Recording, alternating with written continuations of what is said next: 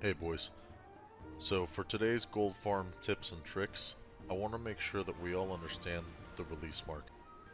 Herbalism has been slowly going down and down in price, unlike ore, which has risen in price over the past few days. The reason why is because as people gear up for raids, they need the alloys which comes from a ton of ore, which makes sense.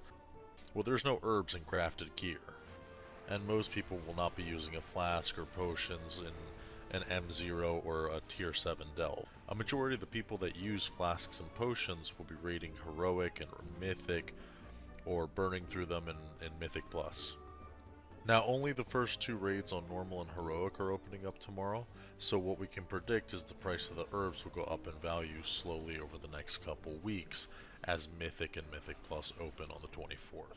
Now, with that said, I personally haven't gotten into too many routes, but I'm sure there's a ton available all over YouTube. However, what I can tell you is the zone that's best for farming ores and herbs is Zul'aman.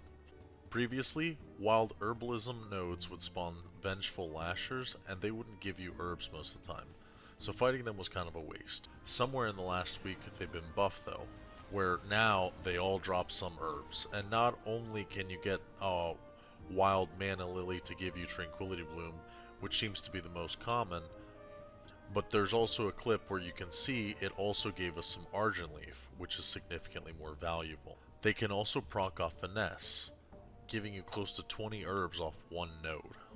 Now with mining, the same rules apply. The rumbling orlings from a brilliant silver node can give you umbral tin ore or copper. They seem to be random and can also proc into rank 2 ore. This to me is the most efficient way to get as much ore or as many herbs as possible. And remember what I mentioned, that the herb prices will go up as the Raiders and Mythic Plus goers tear through the surplus of herbs. One last thing I wanted to mention, because there seems to be a lot of people that don't understand the difference. I run an herbalist with an epic perception sickle for my profession tool. The difference between perception and finesse is that finesse will sometimes give you more of whatever you're gathering. More mana lily than usual per se. Let's say instead of getting 3 mana lily, you'll get 6 or whatever.